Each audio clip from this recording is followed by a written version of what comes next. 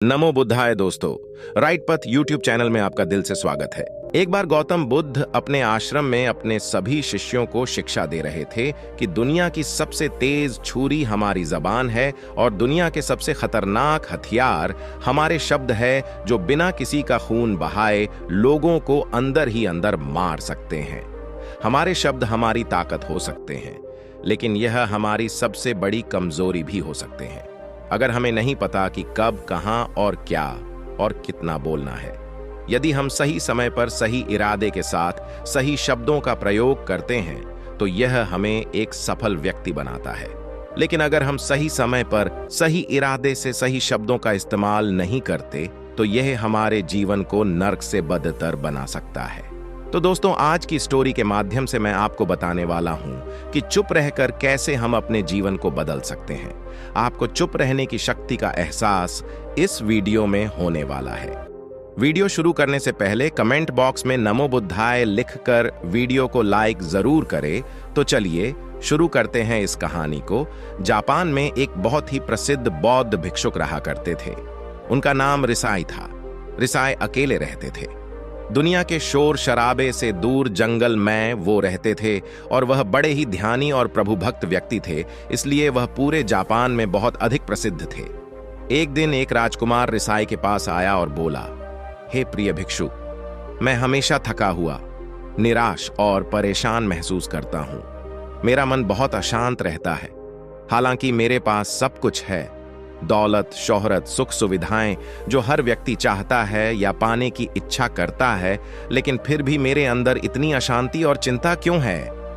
रिसाई ने उसकी बात बहुत ही ध्यानपूर्वक सुनी और कुछ सोचने के बाद कहा, तुम इस प्रश्न का उत्तर जानते हो, बस तुमने कभी इस प्रश्न को हल करने की कोशिश नहीं की है।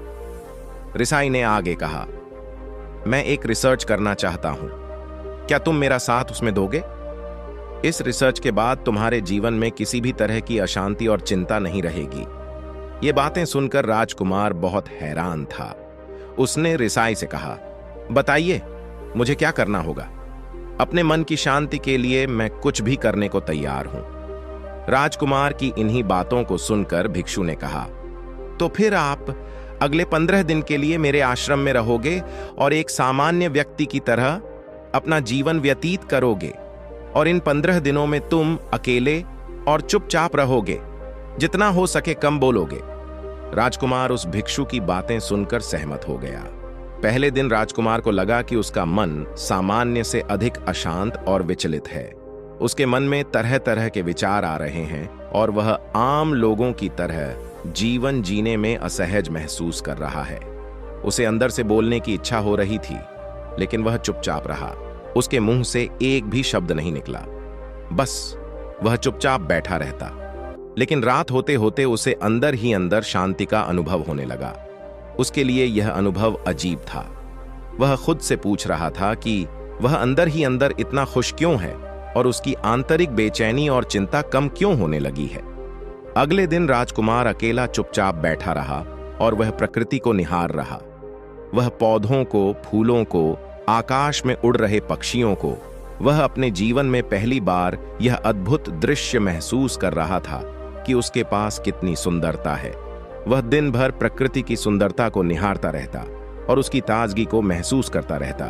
इसी तरह से 10 दिन बीत गए और उसके मन की सारी बेचैनी, सारी हलचल, सारी उथल पुथल और सारा तनाव गायब हो गया। 11वें दिन की सुबह राजकुमार फिर से एकांत में बैठ गया और कुछ ही मिनटों में उसकी आंखें अपने आप बंद हो गईं और वह गहरे ध्यान में चला गया। वह पूरे दिन वहीं पर आंखें बंद करके बैठा रहा और गहरे ध्यान में डूबा रहा। न कोई शब्द, न कोई चिंता। राजकुमार भीतर से असीम शांति और आनंद से भर गया। राजकुमार अपने बाकी के 4 दिन इसी तरह गहरे ध्यान में व्यतीत करने के बाद 15 दिन बाद रिसाई के सामने प्रस्तुत हुआ और रिसाई को प्रणाम करके बोला, प्रिय भिक्षु, मुझे उत्तर मिल गया कि मेरे मन में इतनी उथल पुथल और चिंता क्यों थी। मैं जान गया कि मेरा मन इतना अशांत और विचलित क्यों था। रिसाई मुस्कुराते हुए पूछा, बताओ क्या उत्तर मिला तुम्हें? राजकुमार ने कहा, मैं आवश्यकता से अधिक बातें करता था। मैं किसी पर भी अपने शब्द और ऊर्जा व्यर्थ करता था। मैं दिन भर अपने लोगों से फालतू की बातें करता रहता और फिर उन्हीं के बारे में अकेले में सोचता रहता और ज्यादातर समय नकारात्मक ही सोचता रहता। इस तरह मैं बस अपना समय बर्बाद कर रहा था। ज्यादा बोलने और नकारात्मक सोचने की वजह से मेरा मन अशांत और बेचैन हो गया था और इसी वजह से मैं किसी भी काम को ठीक से नहीं कर पा रहा था, जिसकी वजह से मैं हर काम में असफल होने लगा और फिर इन्हीं लगातार मिलने वाली असफलताओं की वजह से ही मैं और भी उदास और चिड़चिड़ा हो गया। इन्हीं सभी चीजों की वजह से मेरा जीवन नष्ट हो रहा था, लेकिन यहाँ पर बिताए हुए 15 दिन मेरे लिए पूरी तरह से अलग थे। मुझे कुछ अलग ही एहसास यहाँ पर हो रहा था। अब मुझे ऐसा लग रहा है मैं अपना जीवन पूरी तरह से जी रहा हूँ, लेकिन इससे पहले मैं अपना जीवन गलत तरीके से जी रहा था और मैंने यह भी सीखा कि हमें सिर्फ ध्यान करने की जरूरत नहीं है। ध्यान अपने आप होता है जब हम इस शांत और मौन होते हैं। ध्यान के पिछले कुछ दिनों के दौरान मैंने जो पहली चीज सीखी वह यह है कि मनुष्य के जीवन के सबसे महत्वपूर्ण घटना स्वयं को जानना है। यह सुनकर रिसाई ने कहा, सिर्फ तुम ही नहीं, दुनिया में ज्यादातर लोग जरूरत से ज्यादा बोलते हैं। आज भी लोग ज्यादातर समय केवल एक दूसरे को नीचा दिखाने के लिए ही बोलते हैं। कुछ लोग ना चाहते हुए भी बातें करते हैं और अपना जीवन बर्बाद कर लेते हैं। रिसाई ने राजकुमार को चुप रहने का महत्व समझाते हुए कहा। एक बार गौतम बुद्ध से उनके शिष्यों ने पूछा, प्रिय बुद्ध, आप ज्यादातर समय चुप क्यों रहते हैं? बुद्ध ने कहा, क्योंकि चुप रहने से व्यक्ति अंदर से अनंत शांति की गहराइयों में होता हूं। मौन अपने भीतर उतरने की पहली सीढ़ी है। मौन के बिना स्वयं को जानना असंभव है। स्वयं को जानने और समझने का पहला नियम है कि मौन हो जाओ, उतना ही बोलो जितना अत्यंत आवश्यक हो। बेफिजूल की बातें करना छोड़ दो। तुम अचानक पाओगे कि 90% से भी ज्यादातर लोग व्यर्थ ही ज्यादा बोलकर अपना समय बर्बाद कर रहे हैं। ना बोलने का कोई भी नुकसान नहीं है, लेकिन यदि आप ज्यादा बोलते हैं तो आप अत्यधिक गलती कर देते हैं। अगर व्यक्ति कम बोलना शुरू कर दे दो, दुनिया की 90% मुसीबतें कम हो जाएंगी, झगड़े फसाद कम हो जाएंगे, उपद्रव कम हो जाएंगे, अदालतें कम हो जाएंगी। अगर लोग थोड़ा चुप रहना सीख लिए, संसार की बहुत सारी समस्याएं हैं, बहुत सारा उपद्रव सिर्फ बोलने से पैदा होते हैं। सारी बात मौन सीखने की है। जब तुम नहीं बोलते तब तुम एकांत में अकेले हो गए, भरे बाजार में भीड़ में खड़े हो, नहीं बोलते। हिमालय के शिखर में पहुंच गए। जिसने मौन की कला जान ली वो भीड़ में भी अकेले होने की कला जान लेता है। वो अपने भीतर ही डुबकी लगाने लगता है। एकांत में तो आदमी स्वर्ग में है, दूसरे की उपस्थिति ही बेचैनी पैदा करती है। पहले तुम्हें चुप रहने की शक्ति को धारण करना होगा। इससे तुम अधिकतर ऊर्जा को बचा लोगे और फिर इस स्थिति में पहुंच जाओगे कि तुम कम बोलने लगोगे।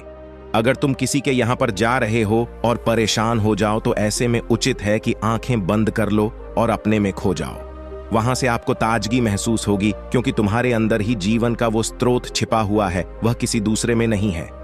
इसके बाद राजकुमार उस रिसाई से पूछते हैं, आखिर कौन हमें अपने अंदर तक लेकर जाएगा? ये बातें सुनकर रिसाई बुद्ध कहते हैं, तुम्हें स्वयं ही अपने अंदर उतरना होगा और वहीं से परम राज्य जीवन का आनंद ले पाओगे। आनंद का यहीं से जन्म हुआ है, यहीं से तुम मौत में डूब जाओगे।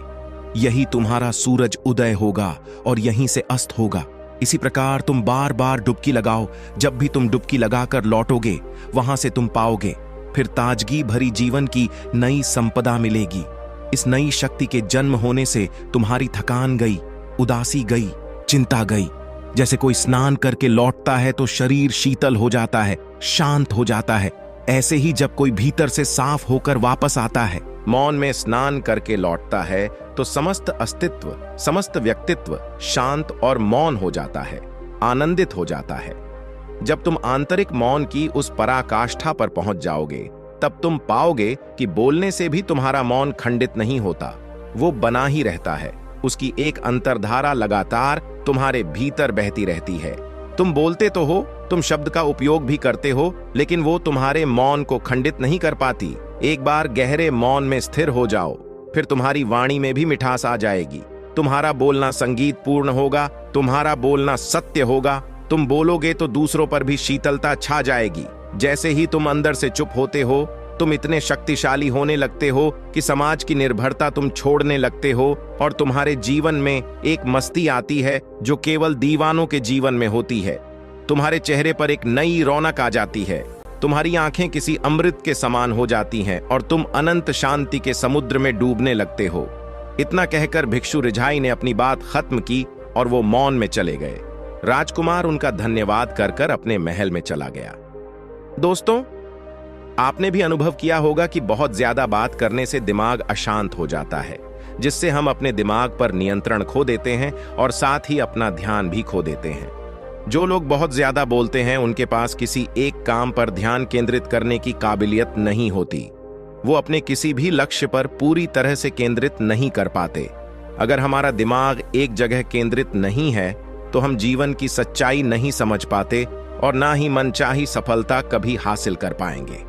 इसके अलावा भी आपने देखा होगा कि जो लोग अधिक बोलते हैं वो अक्सर लोगों के बीच हंसी का पात्र बन जाते हैं, और जो लोग कम बोलते हैं और अपनी बात पर कायम रहते हैं उन्हें लोगों से सम्मान मिलता है, लोग उनकी बातों को सुनते हैं और उन पर भरोसा भी करते हैं। जो लोग जरूरत से अधिक बोलते हैं और अपने विचारों के बारे में पक्के नहीं होते, उनका दिमाग स्थिर और विचलित रहता है, शोर से भरा रहता है, और एक अशांत दिमाग वाला व्यक्ति जीवन में किसी भी चीज में सफल नहीं हो पाता, क्योंकि वह किसी भी काम में फोकस नहीं कर पाता।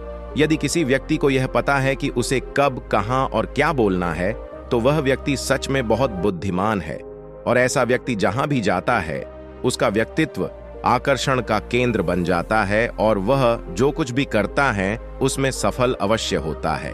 अगर हम किसी महान और सफल व्यक्ति के व्यक्तित्व को गहराई से देखें तो पाएंगे कि वो कम बोलते हैं और कम से कम शब्दों में अपनी बात खत्म कर देते हैं। वो बोलने से पहले वो चीजों और जिसके बारे में उसे बोलना है उनके बारे में गहराई से सोचते हैं। लेकिन जो लोग बहुत ज्यादा बोलते हैं, बहुत बार वो झूठ भी बोलते हैं और अपनी बातों से दूसरों के मन और विचारों पर कचरा डालते रहते हैं। वह ज्यादातर समय दूसरों की बुराई करते रहते हैं, इसलिए उनके अपने भी उनसे नफरत करने लगते हैं और उनसे बचने की कोशिश करते हैं। हमारे भारतीय उपनिषदों में कहा गया है कि हमारे शब्द वास्तविक ब्रह्म शक्ति हैं। मौन से धैर्य आता है, धैर्य से ध्यान, और ध्यान से हम अपने जीवन के बारे में जागरूक हो जाते हैं। इसलिए अगर हम ज्यादा बात करते हैं तो हम मौन को खो देते हैं, जो मन की शांति का पहला स्तंभ है।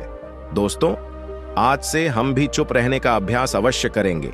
आज से हम भी वही बोलेंगे जो जरूरी है, और हम कोशिश करेंगे कि कम से कम शब्दों में अपनी बात खत्म करें, और हो सके तो कोशिश करेंगे कि रोज कम से कम 30 मिनट एकांत में चुपचाप बैठेंगे।